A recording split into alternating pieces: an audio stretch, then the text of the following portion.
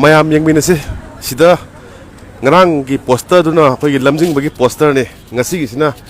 mi khara amuk yamame khoi gi silai bano pa se pukhram ram Mikel aduga Mohindro sina kana odino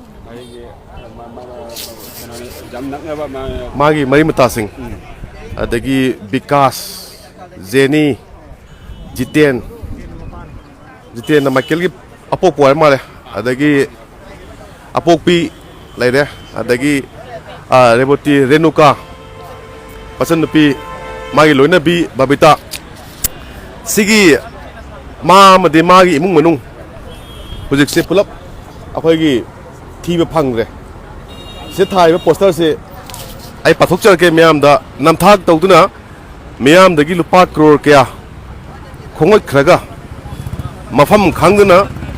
lord khaba mioi sing sigi poster sin ngasi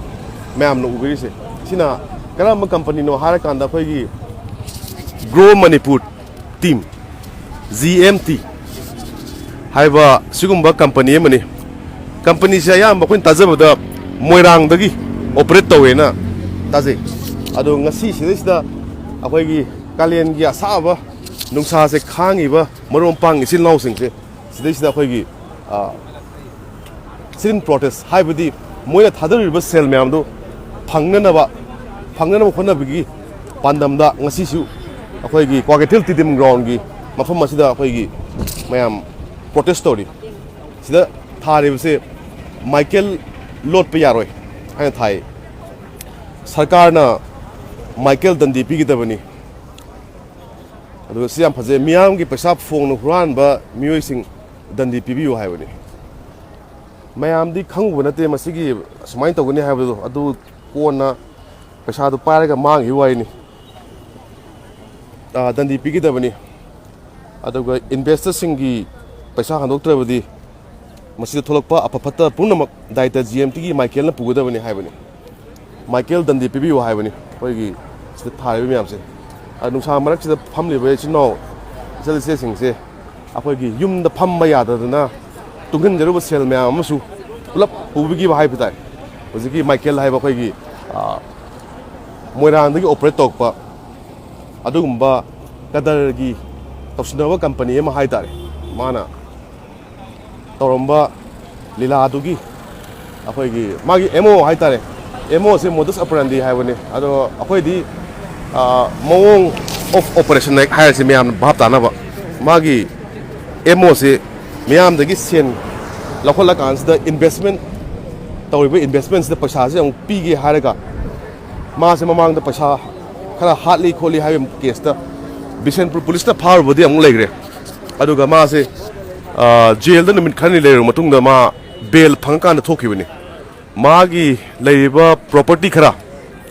police na phajului magi ka tangba Lamborghini gi thodana Range Rover ga thodana dagi Harley Davidson ga thodana yamna tawkiba mya mangda khoi gi paisa bandan ga putho kan se chabun putho ga khoi gi akhoi toiba karbar se sini haina miyam de mamit akhoi gi yamna mitha la kan sida hujina mangraba khoi gi scam haitare sida haibri se big scam happen in Manipur haije scam se sikata sunate ngarang na lamjing bagi myam phamme ngasi na mu GMT gi phamme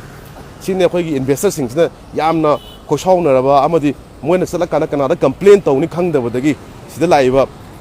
stop Ponzi scheme in Manipur hain haise GMT su Ponzi scheme ama oire highway ge mongni hana su khangabani police su pharabani GMT di lai na handa khoi gi engwe bo Ponzi scheme operate tawe na ED na pharabani sida haise na khoi gi Mikel Vikas Mohindro athu matamda tholok na investor sing mayam gi paisa handokadabani adu tholok tabagi hojiki mayam gi protest ni hojik ladies ayama mayam akhoi gi kalen gi saraba nungsa se khang kan sida urumda leibis nate aduna yumda sauraba khosaunaraba pendraba moina tanjaruba sel mayam do akhoi gi mangan gi akhoi gi yamna laina kada tawgi ba dui poto aduni ngasi ung sidang uris siguma tongan schemes ne Manipur operate to kan sa mayamna 3% 4% har kan sida mayamna sen thadaru kan khan re kan mang se na masi taseng har kan di akhoi pasa thadabiu hamda percentage pigi haibagi ꯑꯩꯈꯣꯏ ꯀꯔꯤꯒꯨꯝꯕ ꯀꯝꯄꯅꯤꯁꯤꯡꯁꯤꯅ ꯇꯧꯔꯛ ꯇꯥꯔꯒꯗꯤ ꯃꯌꯥꯝ ꯀꯣꯟꯅ ꯁꯤꯒꯤ ꯐꯤꯕꯝꯁꯤꯗ ꯑꯗꯨꯝ ꯂꯥꯛꯄꯒꯤ ꯃꯑꯣꯡꯗ ꯇꯥꯔꯛꯀꯅꯤ ꯑꯗꯨꯅ ꯃꯁꯤꯒꯨꯝꯕ ꯀꯝꯄꯅꯤꯁꯤꯗꯒꯤ ꯆꯦꯛꯁꯤꯟꯅꯕ ꯑꯩꯈꯣꯏ ꯐꯝꯃꯤꯕ ꯃꯌꯥꯝ ꯑꯃꯗꯤ ꯉꯔꯥꯡꯒꯤ ꯏꯟꯚꯦꯁꯃꯦꯟ ꯂꯝꯖꯤꯡꯕꯒꯤ ꯇꯧꯔꯤꯕꯁꯤꯡꯗꯣ ꯃꯁꯤꯗꯒꯤ ꯌꯥꯝ ꯆꯥꯎꯕ ꯄꯔꯥ ꯑꯃꯗꯤ ꯑꯗꯨꯝ ꯇꯝꯅꯤꯡꯉꯥꯏꯅꯤ ꯍꯧꯖꯤꯛ ꯍꯪꯁꯦ ꯃꯣꯏꯒꯤ ꯃꯔꯛꯇ ꯂꯩꯔꯤꯕ ꯃꯌꯥꯝꯁꯤꯡꯁꯤꯗꯒꯤ ꯀꯔꯤ ꯃꯣꯏꯅ ꯊꯦꯡꯅꯔꯤꯕ ꯑꯋꯥꯕ ꯑꯃꯗꯤ ꯑꯩꯈꯣꯏꯒꯤ ꯄꯦꯟꯗꯕ ꯍꯥꯏꯇꯥꯔꯦ ꯍꯣꯏ 인터뷰 ꯑꯃꯇꯪ ꯂꯧꯒꯦ ꯀꯅꯥꯗꯒꯤ ꯂꯧꯕ ꯌꯥꯅꯤ ꯃꯥꯔꯛꯁ ꯑꯃ ꯁꯤꯟꯖꯕꯤꯒꯦꯔꯥ ꯀꯣꯟꯁꯨ ꯅꯨꯡꯉꯥꯏꯅꯕ ꯃꯤꯡꯗ ꯑꯝꯇ ꯍꯥꯏꯕꯤꯌꯨꯀꯣ ꯑꯩꯒꯤ ꯃꯤꯡ ꯂꯥꯏꯁ꯭ꯔꯝ ꯔꯣꯃꯦꯟ ꯁꯤꯡ ꯈꯥꯡꯉꯕꯣꯛꯇꯒꯤꯅꯤ ꯑꯗꯨ ꯀꯔꯝ ꯀꯥꯟꯗ ꯊꯝꯃꯨꯕꯅꯣ ꯀꯃꯥꯏꯅ ꯇꯧꯕꯅꯣ ꯑꯩꯈꯣꯏꯁꯦ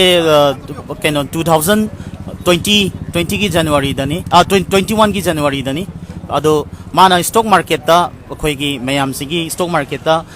ꯁꯨꯃꯥꯏꯅ ꯃꯥ ꯂꯥꯏꯁꯦꯟꯁ ꯄꯥꯏꯔꯒ ꯈꯣꯠꯂꯒ ꯁꯨꯃꯥꯏꯅ ꯑꯩꯈꯣꯏꯒꯤ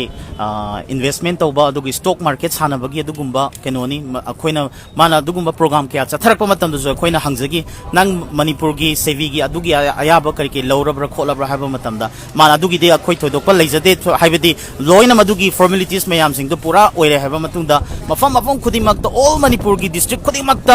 ꯏꯚꯟ ꯃꯅꯤꯄꯨꯔꯒꯤ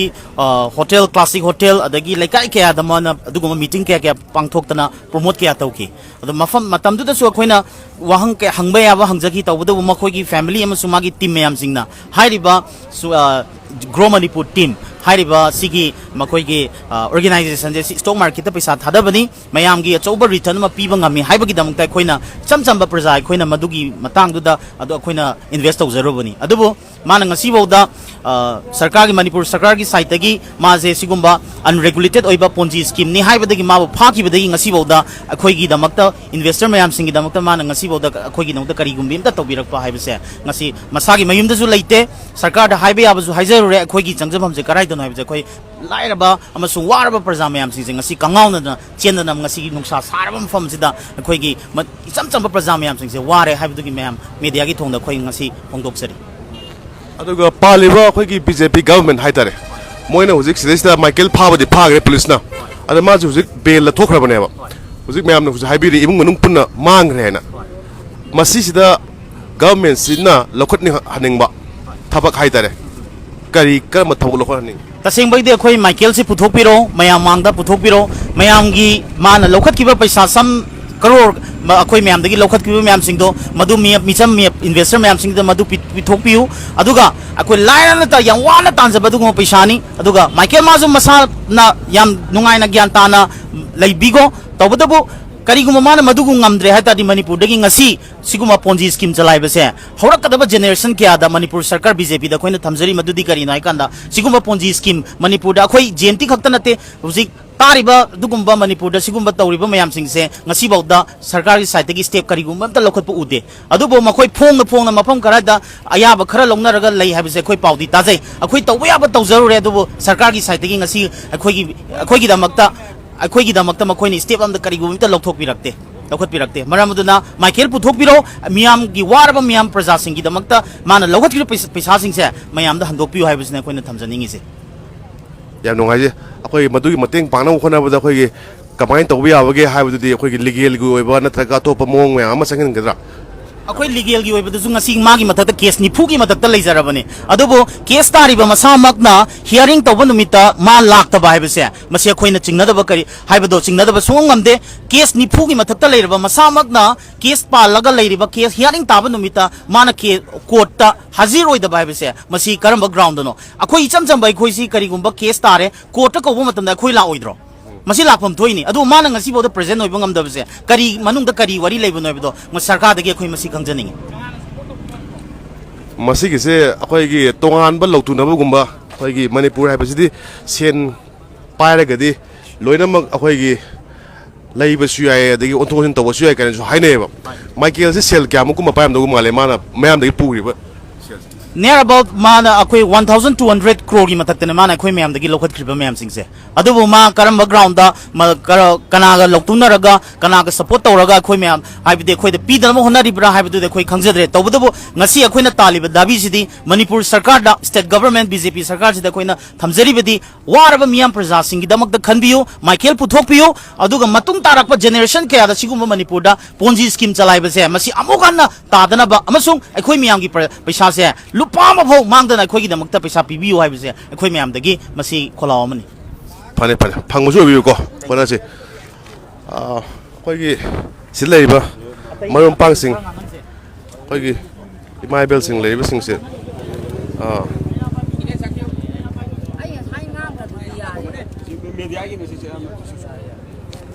kana mana phane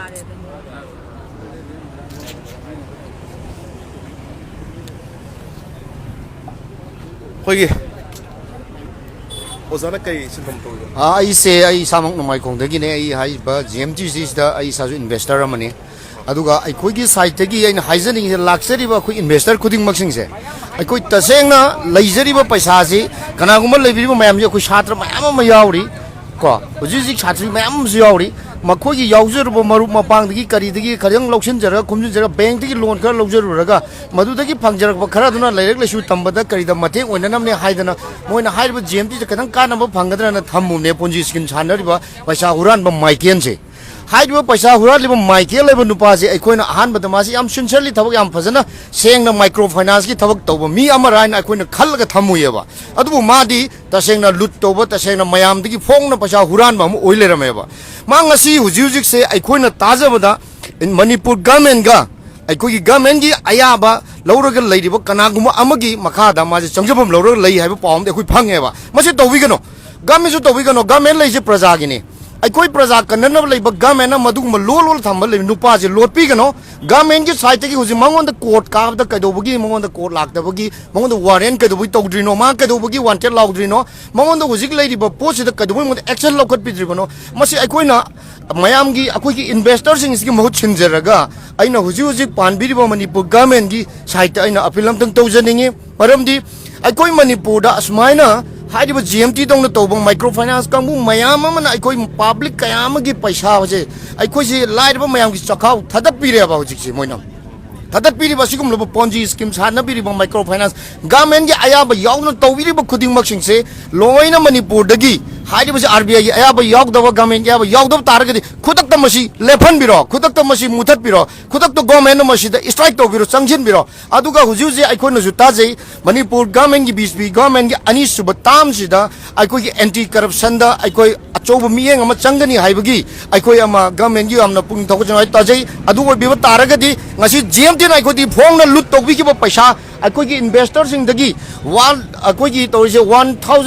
1500 crore की मथक माना लौबीरी मैम फोंग लुट तौगी पैसा से गवर्नमेंट अमतंग मियंग चंगबीरगा मा गवर्नमेंट के यानब मफम अमदा माक्सि चंगजबम लोल थमी मिसे खुतक गवर्नमेंट मसी पुथोकपियो अखोई प्रजा सिंग सिगी पैसा से अखोई वारब प्रजा मैम सिंग से ngasi नुंसाद अखोई सिगुम मफम से कया कया फौदुना अखोई लैरुरे क्या चलुरे अदुबो ngasi बो गवर्नमेंट साइट की लाक्त्रिबो से अतुबा मतमदा गवर्नमेंट की साइट की हारिबो पोसे पीबीयू मसीदंग गवर्नमेंट मियंग चंगबियो हाइबो वफम से इन्वेस्टर ग्रुप सुम मैम सिंग मो छिनजरगा आई गवर्नमेंट सुमतंग अपील तौजरी अथुबदा मसी एक्शन लौखपियो हाजरी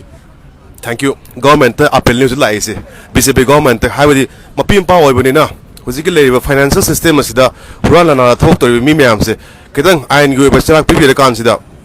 मिया ngasi phongkhiba tuan tuan ba manipuri se phongsing amasum thokhiba thaudo wathoksing digi maruibe I pausing khongasaraga manipur top channel gi maikei digi myam da thamjagi ahan bada khoirambal ima kaithel ahum gi mathakta dukan saba loisilakli dukan phamnana bagi form lonana bu hona bada kokai dukai na gadawri store sing saba sada mogda lore phamgadaba sing lotari otuna khangakani IMC Matam kuinadagi hangduna lakpo khoirambal ima kaithel ahungi mathakta Imphal Municipal Corporation sarib dukan sing doisilaktuna dukal phamnarana ba miyoi singi form thanana bagi thaba athubuda hoba yana lei hadi form launana bu hona bada kokai lukai ga dawri khoirambal ima kaithel gi mathakta sarib stall sing sada maudra sabulu silaktuna CCTV camera khinbagi thaba kana pakhali stall sing asida phamgadaba miyoi sing Manipur pumbadagi often oiduna form thakani ꯑꯃꯁꯨꯡ ꯄꯤꯁꯤꯜꯂꯛꯄ ꯐꯣꯔꯝꯁꯤꯡ ꯑꯗꯨ lottery ꯇꯧꯗꯨꯅ ꯈꯪꯒꯠꯀꯅꯤ ꯍꯥꯏꯅ ꯄꯥꯎꯆꯦ ꯑꯁꯤꯒ ꯑꯈꯟꯅꯅ ꯎꯅꯕ ꯑꯃꯗ Imphal municipal corporation IMCꯒꯤ ꯑꯦꯁꯤꯁꯇꯦꯟꯠ ꯃ꯭ꯌꯨꯅꯤꯁꯤꯄꯥꯜ ꯀꯃꯤꯁꯅꯔ ꯈꯦꯇ꯭ꯔꯤꯃꯌꯨꯝ ꯒ꯭ꯌꯥꯅꯦꯟꯗ꯭ꯔꯣꯅ ꯐꯣꯡꯗꯣꯔꯛꯈꯤ ꯃꯅꯤꯄꯨꯔ ꯂꯩꯉꯥꯛꯀꯤ ꯃꯍꯨꯠ ꯗꯤꯄꯥꯔꯠꯃꯦꯟꯠꯀꯤ ꯃꯈꯥꯗ IMCꯅ ꯂꯨꯄꯥ ꯀꯔꯣꯔ 3,35,95 ꯔꯣꯝ ꯆꯪꯅ ꯀꯩꯊꯦꯜ 3 ꯑꯁꯤꯒꯤ ꯃꯊꯛꯇ ꯁꯥꯔꯤꯕ ꯗꯨꯀꯥꯟꯁꯤꯡ ꯑꯁꯤ ꯄꯨꯟꯅ ꯁ꯭ꯇꯣꯜ 393ꯅꯤ ꯃꯁꯤꯒꯤ ꯃꯅꯨꯡꯗ ꯁ꯭ꯇꯣꯜ 2ꯗ ꯂꯩꯉꯥꯛꯀꯤ ꯑꯣꯏꯅ ꯍꯥꯡꯕ ꯁꯕꯁꯤꯗꯤ ꯌꯥꯎꯕ ꯑꯍꯣꯡꯕ ꯃꯃꯜꯗ ꯐꯪꯍꯟꯕ ꯂꯪ ꯌꯣꯟꯕꯒꯤ ꯗꯨꯀꯥꯟ ꯑꯃꯗꯤ ꯏꯃꯥ ꯏꯕꯦꯟꯁꯤꯡꯒꯤꯗꯃꯛ ꯂꯩꯉꯥꯛꯀꯤ ꯀ꯭ꯂꯤꯅꯤꯛ ꯑꯃ ꯑꯣꯏꯒꯅꯤ ꯍꯧꯖꯤꯛ ꯆꯥꯗ ꯃꯧꯗ꯭ꯔꯥ ꯁꯦꯝ ꯁꯥꯕ ꯂꯣꯏꯁꯤꯟꯗꯨꯅ ꯃꯤꯌꯥꯝꯅ ꯑꯊꯨꯕ ꯃꯇꯝꯗ ꯁꯤꯟꯅꯔꯒꯗꯕ ꯁ꯭ꯇꯣꯜꯁꯤꯡ ꯑꯁꯤ ꯆꯠꯂꯤꯕ ꯊꯥ ꯑꯁꯤꯒꯤ ꯃꯅꯨꯡꯗ ꯁꯦꯝꯕ ꯁꯥꯕ ꯂꯣꯏꯔꯒꯅꯤ ꯃꯁꯤꯒꯤ ꯃꯇꯨꯡ ꯂꯩꯉꯥꯛꯀꯤ ꯑꯣꯏꯕ ꯐꯤꯔꯦꯞ ꯑꯃ ꯂꯦꯞꯂꯕ ꯃꯇꯨꯡꯗ ꯗꯨꯀꯥꯟ ꯐꯝꯒꯗꯕ ꯃꯤꯑꯣꯏꯁꯤꯡꯒꯤꯗꯃꯛ ꯐꯣꯔꯝ ꯊꯥꯕ ꯍꯧꯗꯨꯅ ꯐꯣꯔꯝꯁꯤꯡ ꯑꯗꯨꯒꯤ ꯃꯇꯨꯡ ꯏꯟꯅ ꯂꯣꯇꯔꯤ ꯑꯣꯠꯀꯅꯤ ꯍꯥꯏꯔꯤꯕ ꯂꯣꯇꯔꯤ ꯑꯁꯤ ꯏꯝꯐꯥꯜꯒꯤ GM ꯍꯣꯜ ꯅꯠꯇ꯭ꯔꯒꯅ ꯍꯞꯇꯥ ꯀꯥꯡꯖꯩꯕꯨꯡꯗ ꯃꯤꯌꯥꯝ ꯃꯃꯥꯡꯗ ꯄꯥꯡꯊꯣꯛꯀꯅꯤ ꯍꯥꯏꯔꯤ ꯁ꯭ꯇꯣꯜ ꯐꯝꯒꯗꯕ ꯃꯤꯑꯣꯏꯁꯤꯡꯅ IMCꯗꯒꯤ ꯅꯣꯇꯤꯁ ꯍꯦꯛ ꯐꯪꯕꯒ IMCꯗꯒꯤ ꯐꯣꯔꯝꯁꯤꯡ ꯂꯧꯕꯒꯤ ꯈꯨꯗꯣꯡꯆꯥꯕ ꯄꯤꯒꯅꯤ ꯃꯁꯤꯗ ꯑꯣꯄꯟ ꯑꯣꯏꯅ ꯃꯤꯑꯣꯏ ꯁꯦꯛꯁꯟ ꯈꯨꯗꯤꯡꯃꯛꯅ ꯐꯣꯔꯝ ꯂꯧꯕ ꯌꯥꯒꯅꯤ ꯍꯥꯏꯔꯤꯕ ꯅꯣꯇꯤꯁ ꯑꯁꯤ ꯃꯅꯤꯄꯨꯔꯒꯤ ꯂꯩꯔꯤꯕ ꯄꯥꯎꯆꯦꯁꯤꯡ ꯑꯃꯗꯤ ꯏꯂꯦꯛꯇ꯭ꯔꯣꯅꯤꯛ ꯃꯤꯗꯤꯌꯥꯁꯤꯡꯗ ꯐꯣꯡꯂꯛꯀꯅꯤ ꯍꯥꯏꯔꯤ ꯍꯤꯔꯝ ꯑꯁꯤꯒꯤ ꯃꯇꯥꯡꯗ ꯄꯥꯎꯆꯦ ꯑꯁꯤꯒꯤ IMCꯒꯤ ꯑꯦꯁꯤꯁꯇꯦꯟꯠ ꯃ꯭ꯌꯨꯅꯤꯁꯤꯄꯥꯜ ꯀꯃꯤꯁꯅꯔ ꯈꯦꯇ꯭ꯔꯤꯃꯌꯨꯝ ꯒ꯭ꯌꯥꯅꯦꯟꯗ꯭ꯔꯣꯒ ꯑꯈꯟꯅꯅ ꯎꯅꯕꯗ ꯃꯍꯥꯛꯅ ꯍꯥꯏ ꯃꯅꯤꯄꯨꯔ ꯂꯩꯉꯥꯛ ꯀꯩꯊꯦꯜꯒꯤ ꯂꯩꯔꯤꯕ ꯁꯦꯟꯊꯪꯁꯤꯡ ꯑꯃꯗꯤ ꯀꯩꯊꯦꯜꯒꯤ ꯏꯃꯥ ꯏꯕꯦꯟꯁꯤꯡꯒ ꯌꯥꯅꯕꯒꯤ ꯃꯇꯨꯡ ꯏꯟꯅ ꯀꯩꯊꯦꯜ ꯃꯊꯛꯇ ꯍꯥꯡꯗꯨꯅ ꯂꯩꯔꯤꯕ ꯃꯐꯝꯁꯤꯡ ꯑꯁꯤꯗ ꯁ꯭ꯇꯣꯜꯁꯤꯡ ꯑꯁꯤ ꯁꯥꯒꯦ ꯍꯥꯏꯗꯨꯅ ꯂꯩꯉꯥꯛꯇ ꯄ꯭ꯔꯄꯣꯖꯦꯜ ꯑꯃ ꯊꯥꯗꯨꯅ ꯁꯥꯈꯤꯕꯅꯤ ꯑꯊꯨꯕ ꯃꯇꯝꯗ ꯃꯤꯌꯥꯝꯗ ꯁꯤꯟꯅꯔꯒꯅꯤ ꯁ꯭ꯇꯣꯜꯁꯤꯡ ꯁꯦꯝꯕ ꯁꯥꯕꯁꯤ ꯃꯄꯥꯟꯒꯤ ꯀꯦꯝꯄꯅꯤ NPCC ꯑꯃꯅ ꯂꯧꯗꯨꯅ ꯃꯁꯤ ꯁ꯭ꯇꯦꯠꯀꯤ PWDꯒꯤ ꯕꯤꯜꯗꯤꯡ ꯁꯦꯛꯁꯟꯗ ꯆꯤꯊꯤ ꯑꯃ ꯏꯗꯨꯅ ꯑꯌꯥꯕ ꯑꯃ ꯂꯧꯗꯨꯅ ꯃꯍꯨꯠꯀꯤ ꯃꯈꯥꯗ IMCꯅ ꯇꯧꯐꯝ ꯊꯣꯛꯄ ꯂꯣꯏꯅ ꯇꯧꯗꯨꯅ ꯁꯥꯕ ꯂꯣꯏꯁꯤꯜꯂꯛꯂꯦ ꯍꯧꯖꯤꯛ ꯁ꯭ꯇꯣꯜꯁꯤꯡꯒꯤ ꯔꯪ ꯊꯥꯕ ꯅꯝꯕꯔ ꯊꯥꯕ ꯑꯃꯗꯤ ꯀꯦꯃꯦꯔꯥ ꯄꯥꯡꯈꯠꯄꯒꯤ ꯊꯕꯛ ꯄꯥꯏꯈꯠꯂꯤ ꯀꯩꯊꯦꯜ ꯃꯊꯛꯇ ꯗꯨꯀꯥꯟ ꯁꯥꯕꯗ ꯀꯅꯥꯒꯨꯝꯕ ꯂꯨꯞ ꯑꯃꯠꯇꯅ ꯌꯦꯜꯂꯛꯈꯤꯕ ꯂꯩꯈꯤꯗꯦ ꯑꯗꯨꯕꯨ ꯀꯩꯊꯦꯜ ꯐꯝꯕꯤ ꯏꯃꯥ ꯏꯕꯦꯜ ꯃꯔꯛꯇꯒꯤ ꯀꯅꯥꯒꯨꯝꯕ ꯃꯤꯑꯣꯏ ꯑꯃꯅ ꯀꯩꯊꯦꯜ ꯃꯊꯛꯇ ꯁꯥꯔꯤꯕ ꯗꯨꯀꯥꯟꯁꯤꯡꯒꯤ ꯁꯦꯜ ꯀꯌꯥ ꯆꯪꯅ ꯁꯥꯕ ꯑꯁꯤ ꯃꯁꯤꯒꯤ ꯃꯇꯥꯡꯗ RTI ꯊꯥꯔꯛꯇꯨꯅ ꯍꯪꯂꯛꯈꯤꯕꯗꯤ ꯂꯩꯔꯦ ꯍꯥꯏꯅ ꯃꯍꯥꯛꯅ ꯃꯈꯥ ꯇꯥꯈꯤ ꯏꯃꯥ ꯀꯩꯊꯦꯜꯒꯤ ꯁꯛꯇꯝ ꯀꯥꯏꯗꯅꯕ ꯍꯥꯏꯗꯨꯅ ꯀꯩꯊꯦꯜ ꯑꯁꯤ ꯃꯊꯣꯟ ꯂꯣꯡꯕ ꯌꯥꯔꯣꯏ ꯁꯥꯔꯕꯁꯨ ꯃꯊꯛ ꯍꯪꯍꯜꯂꯨ ꯍꯥꯏꯕꯅꯆꯤꯡꯕ ꯄꯣꯏꯟꯠ ꯀꯌꯥ ꯌꯥꯎꯕ ꯏꯃꯥꯁꯤꯡꯒꯤ ꯂꯨꯞ ꯑꯣꯏꯔꯤꯕ ꯃꯅꯤꯄꯨꯔ ꯀꯩꯊꯦꯜ ꯅꯨꯄꯤ ꯃꯔꯨꯞ ꯈꯣꯏꯔꯝꯕꯜ ꯅꯨꯄꯤ ꯀꯩꯊꯦꯜ ꯁꯦꯝꯒꯠ ꯁꯥꯒꯠꯄ ꯂꯨꯞ ꯑꯃꯗꯤ ꯈꯣꯏꯔꯝꯕꯜ ꯅꯨꯄꯤ ꯀꯩꯊꯦꯜ ꯁꯤꯟꯐꯝ ꯑꯃꯗꯤ ꯁꯛꯇꯝ ꯀꯟꯕ ꯂꯨꯞꯀ ꯃꯇꯝ ꯑꯗꯨꯒꯤ CM ꯏꯕꯣꯕꯤꯒ ꯍꯧꯈꯤꯕ ꯀꯨꯝꯁꯤꯡ ꯏꯪ 2005ꯗ MOU ꯁꯥꯏꯟ ꯇꯧꯅꯈꯤꯕꯒꯤ ꯋꯥꯐꯝꯁꯨ ꯂꯩꯔꯤ ꯍꯥꯏꯈꯤ ꯍꯤꯔꯝ ꯑꯁꯤꯒꯤ ꯃꯇꯥꯡꯗ ꯃꯇꯝ ꯑꯗꯨꯗ MOU ꯁꯥꯏꯟ ꯇꯧꯕꯗ ꯌꯥꯎꯈꯤꯕ ꯂꯨꯞ ꯈꯣꯏꯔꯝꯕꯜ ꯅꯨꯄꯤ ꯀꯩꯊꯦꯜ ꯁꯤꯟꯐꯝ ꯑꯃꯗꯤ ꯁꯛꯇꯝ ꯀꯟꯕ ꯂꯨꯞꯀꯤ ꯍꯧꯖꯤꯛꯀꯤ ꯄ꯭ꯔꯦꯁꯤꯗꯦꯟꯠ ꯊꯧꯗꯥꯝ ꯁꯟꯇꯤꯅ ꯍꯥꯏ ꯃꯇꯝ ꯑꯃꯗ ꯏꯃꯥ ꯀꯩꯊꯦꯜ ꯑꯍꯨꯝ ꯑꯁꯤꯗ ꯅꯣꯡꯃ ꯀꯥꯡꯗꯅ ꯕꯣꯝ ꯄꯣꯈꯥꯏꯍꯟꯕꯅꯆꯤꯡꯕ ꯊꯣꯛꯍꯟꯅꯤꯡꯗꯕ ꯊꯧꯗꯣꯛ ꯀꯌꯥ ꯊꯣꯛꯈꯤꯕ ꯂꯩꯕꯅ ꯏꯃꯥ ꯀꯩꯊꯦꯜꯒꯤ ꯁꯛꯇꯝ ꯍꯣꯡꯕ ꯃꯑꯣꯡꯗ ꯁꯥꯒꯠꯀꯦ ꯍꯥꯏꯗꯨꯅ ꯂꯩꯉꯥꯛꯀꯤ ꯃꯥꯏꯀꯩꯗꯒꯤ ꯄ꯭ꯔꯄꯣꯖꯦꯜ ꯀꯌꯥ ꯂꯥꯛꯈ꯭ꯔꯕꯁꯨ ꯏꯃꯥꯁꯤꯡꯗꯨꯅ ꯊꯤꯡꯗꯨꯅ ꯂꯥꯛꯈꯤ ꯑꯗꯨꯕꯨ ꯍꯧꯖꯤꯛꯇꯤ ꯑꯁꯤꯒꯨꯝꯕ ꯊꯧꯗꯣꯛ ꯀꯌꯥ ꯑꯁꯤ ꯅꯦꯝꯊꯈꯤꯕ ꯑꯃꯗꯤ ꯍꯥꯡꯗꯨꯅ ꯂꯩꯔꯤꯕ ꯀꯩꯊꯦꯜ ꯃꯊꯛ ꯑꯁꯤꯗ ꯅꯠꯇꯕ ꯊꯕꯛ ꯀꯌꯥ ꯑꯃ ꯎꯕ ꯐꯪꯂꯛꯄꯅ ꯀꯩꯊꯦꯜ ꯃꯊꯛꯇ ꯗꯨꯀꯥꯟ ꯁꯥꯕꯁꯤꯗ ꯏꯃꯥꯁꯤꯡꯅ ꯌꯥꯗꯨꯅ ꯅꯨꯄꯤ ꯉꯥꯛꯇ ꯐꯝꯕ ꯃꯤꯇꯣꯞ ꯃꯤꯌꯥꯟꯆꯥ ꯌꯥꯎꯗꯨꯅ ꯐꯝꯍꯟꯕ ꯑꯃꯗꯤ ꯃꯈꯥꯒꯤ ꯒ꯭ꯔꯥꯎꯟ ꯐ꯭ꯂꯣꯔꯗꯅ ꯄꯣꯠꯐꯝ ꯐꯝꯂꯤꯕꯁꯤꯡꯒ ꯇ꯭ꯔꯦꯠ ꯃꯥꯟꯅꯗꯅ ꯌꯣꯜꯍꯟꯕ ꯍꯥꯏꯕꯁꯤꯗ ꯌꯥꯅꯗꯨꯅ ꯁꯥꯕ ꯍꯧꯈꯤꯕꯅꯤ ꯍꯥꯏꯈꯤ ꯃꯇꯝ ꯑꯗꯨꯒꯤ ꯆꯤꯐ ꯃꯤꯅꯤꯁꯇꯔ ꯑꯣ ꯏꯕꯣꯕꯤꯅ ꯄꯥꯜꯂꯤꯉꯩ ꯃꯇꯝꯗ ꯀꯩꯊꯦꯜ ꯃꯈꯥꯗ ꯒꯥꯔꯤ ꯄꯥꯔꯀꯤꯡ ꯍꯥꯞꯇꯨꯅ ꯁꯥꯔꯒ ꯄꯥꯔꯀꯤꯡꯒꯤ ꯂꯥꯛꯄ ꯁꯦꯟꯐꯝ ꯑꯗꯨ ꯏꯃꯥꯁꯤꯡꯒꯤ ꯂꯨꯞꯇ ꯏꯟꯀꯝ ꯑꯗꯨ ꯀꯥꯍꯟꯒꯦ ꯍꯥꯏꯕ ꯐꯥꯎꯕ ꯍꯥꯏꯔꯝꯈꯤ ꯑꯗꯨꯕꯨ ꯃꯇꯝꯗꯨꯒꯤ ꯕꯣꯝ ꯄꯣꯈꯥꯏꯕ ꯑꯃꯗꯤ ꯀꯩꯊꯦꯜꯒꯤ ꯁꯛꯇꯝ ꯀꯥꯏꯒꯅꯤ ꯍꯥꯏꯗꯨꯅ ꯌꯥꯈꯤꯗꯕ ꯑꯗꯨ ꯍꯧꯖꯤꯛꯇꯗ ꯅꯤꯡꯉꯝꯂꯛꯇꯦ ꯃꯇꯝ ꯑꯗꯨꯗ ꯑꯗꯨꯝꯅ ꯁꯥꯔꯝꯂꯕꯗꯤ ꯍꯧꯖꯤꯛ ꯄꯥꯔꯀꯤꯡꯒꯤ ꯑꯋꯥꯕ ꯂꯩꯔꯤꯕꯁꯤꯁꯨ ꯂꯩꯔꯝꯂꯣꯏ ꯍꯥꯏꯈꯤ ꯃ꯭ꯌꯨꯅꯤꯁꯤꯄꯥꯜ ꯀꯣꯑꯣꯄꯔꯦꯁꯟꯒꯤ ꯃꯥꯏꯀꯩꯗꯒꯤ ꯃꯅꯤꯄꯨꯔꯒꯤ ꯑꯣꯏꯅ ꯑꯣꯄꯟ ꯇꯧꯗꯨꯅ ꯀꯩꯊꯦꯜ ꯐꯝꯒꯗꯕꯁꯤꯡ ꯂꯣꯇꯔꯤ ꯇꯧꯒꯅꯤ ꯍꯥꯏꯕꯁꯤ ꯌꯥꯝꯅ ꯐꯕ ꯈꯣꯡꯊꯥꯡꯅꯤ ꯀꯩꯒꯨꯝꯁꯨꯝ ꯀꯩꯊꯦꯜꯒꯤ ꯒ꯭ꯔꯥꯎꯟ ꯐ꯭ꯂꯣꯔꯗ ꯐꯝꯂꯤꯕ ꯃꯤꯑꯣꯏꯁꯤꯡꯅꯁꯨ ꯀꯩꯊꯦꯜꯒꯤ ꯀꯥꯔꯠ ꯄꯥꯏꯗꯕ ꯌꯥꯝꯅ ꯋꯥꯅ ꯄꯣꯠ ꯇꯤꯛꯇꯨꯅ ꯌꯣꯟꯕ ꯌꯥꯎꯔꯤ ꯃꯈꯣꯏꯁꯨ ꯂꯣꯇꯔꯤ ꯌꯧꯍꯟꯅꯅꯕ ꯂꯨꯞ